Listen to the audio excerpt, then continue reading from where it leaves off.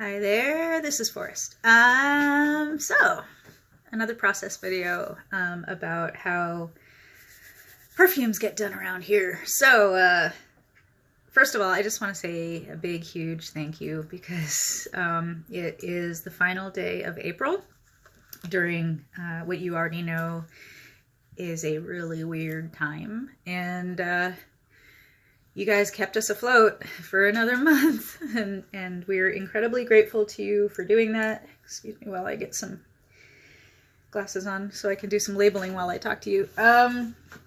Yeah, you totally kept us afloat and maintained us both practically and in terms of morale. And the motivation and the enthusiasm has been pretty high around here, considering the circumstances. So I gotta hand it to you guys. You've knocked it out of the park, and you've really helped us keep NCD alive for another month in a time that has sadly knocked some of our suppliers and vendors out of the running. I mean, there will be some things that we can't make anymore simply because we can't get the ingredients anymore. And that really bums me out, especially with the Fae Folk and I'll try that again in English.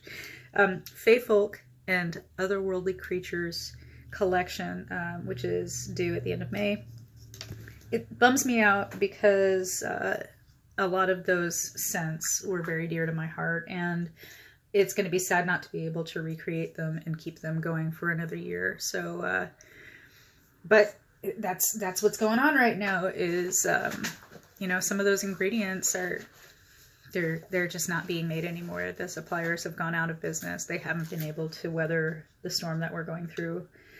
And, you know, it's understandable, but it also affects makers like me who are trying to keep doing business, and it's going to change the way we do business. We can't do everything we want to do anymore. So we consider ourselves very lucky, and we consider ourselves, you know, part of an incredible community of independent makers who are slogging through these conditions in the best way we can, and absolutely because of you. Because you help us do that, and because you keep the roof over our heads, and you keep our kids fed, and so thank you for that.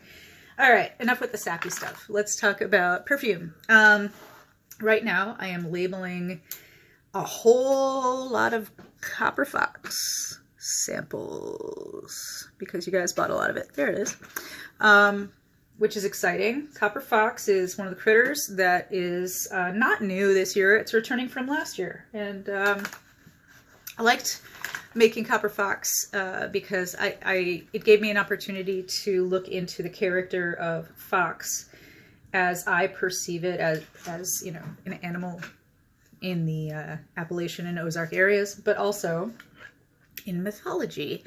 It tends to be perceived in many cultures as a trickster, and I'm kind of into that. So Copper Fox has the character and the scent of something that would be characteristically considered ruddy or reddish, in the way that an animal's fur would be red, you know, in that very kind of copper, auburn, brownish, earthy way. So there's nutmeg in there, there's birch in there. In fact, there's quite a heavy hit of birch, which makes it smell a little bit like root beer, and I'm not mad about it. You know, fox themed scent should be kind of wily and mischievous and unexpected. So I wouldn't be averse to walking around smelling a little bit like root beer, and I don't think a fox would either. So we kind of couched that in a more expected context of fir accord and some chai spices and this beautiful cashmere note that was just perfect for this. So I'm pretty happy with it, and I'm not surprised that it got a call back for this year. Guys, I just totally mislabeled these while I was talking to you. I have to pay more attention. Okay, I'm not the best labeler at NCD by any stretch. Normally, if we weren't all hunkered down and separated from one another. My buddy Kelson would be doing the bottling and labeling. Not only is he lightning fast, but his labels are flawless. Like he never has a crooked label ever. So I can't wait to have him back. Hi, Kelson. What else can I tell you about? Some of the newer ones that came out in Critters. So that Ozark Hellbender I was telling you about in the last video, I called it an Eastern Hellbender. I was wrong. It's an Ozark Hellbender. It's an aquatic salamander that a lot of people say is ugly. I find it odd and kind of cute.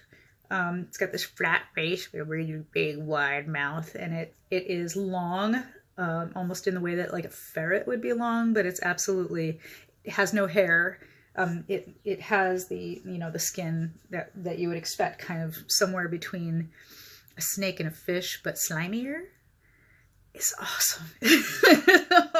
And it lives in freshwater, exclusively in the Ozarks, which is kind of nifty, and it's also endangered.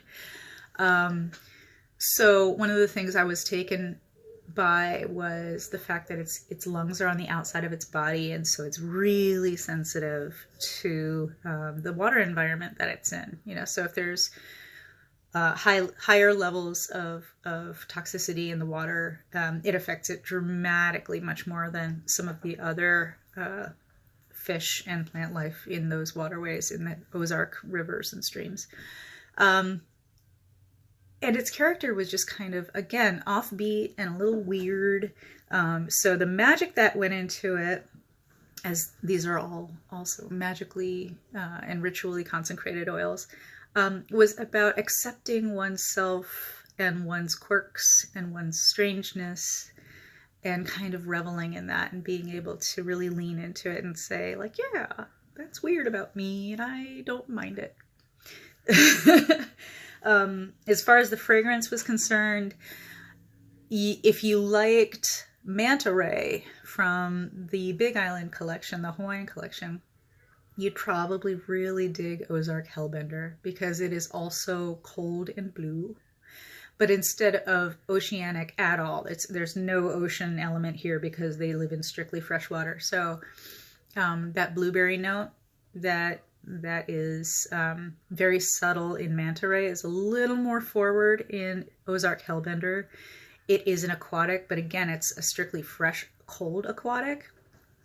And I also gave it what I hope turns out to be a very mossy woodland, deciduous forest specifically kind of background. So it's an atmospheric in that regard, but I find it to be also very wearable, especially with that blueberry note going on in there. So I'm pretty happy with how it turned out. Just oddball enough to raise an eyebrow, but very wearable and very appealing. And finally, I want to tell you about another newbie from this year, and that's Spring Peeper. It's just such a fun name. Total surprise. I did not go in the direction I thought I was going to go with that. For one thing, it's uncommon to see a spring peeper out in the wild, so I've never seen one. So when I was researching it online, I discovered they're not green.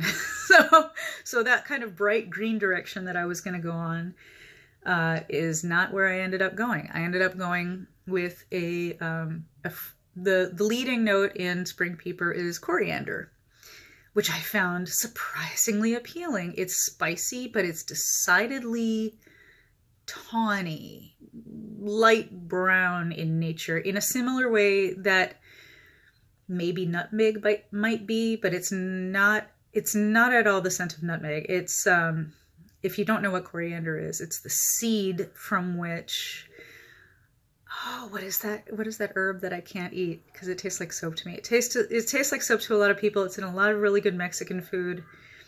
I'll remember it when I'm not trying to think about it. Tell me the name of it in the comments. I'm sure you know what it is. Anyway, the seed is coriander, and it's got a really unique spiciness. It doesn't really smell like anything else. And I got an essential oil of coriander, really nice high quality one from a vendor that is still in business, thank goodness. And just some coriander seeds that I crushed up and I put in the jar because I like to do that. If I have it around here. Nope, it's downstairs. I would show it to you, but You know, you've seen me like shake the jars around and there's little seeds or peppercorns. Well, the crushed coriander in there. And it's steeped for just a couple days before the scent got really nice and powerful and strong. And I was like, yeah, that's good. I like where that's going. So I went in that direction. I let the coriander in spring peeper be the star, you know, the lead role in that one, and kind of supported it around the edges by some more natural woodland, a little bit wet and mossy, but a spring peeper is a frog, it's an amphibian, does absolutely live its life in both the water and on land. And it's one of the first critters to come out in the spring peeper, after going almost entirely dormant through the winter. So really good survivors, like super tough. But it's the waking up aspect and the noisy aspect, honestly, that I went with when addressing the magic of that oil. And that was, it's about becoming alert and awake, but not anxious, which for me personally is super challenging.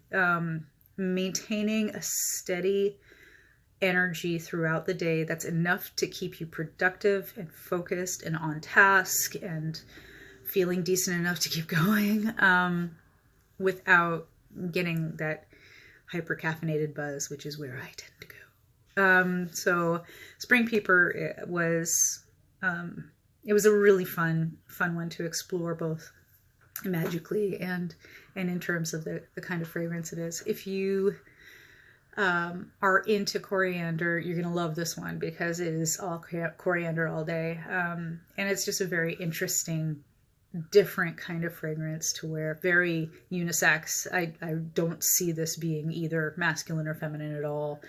But I've also noticed that it depends on who's wearing it. As you know, skin chemistry is everything, and it's going to change the way a scent expresses itself.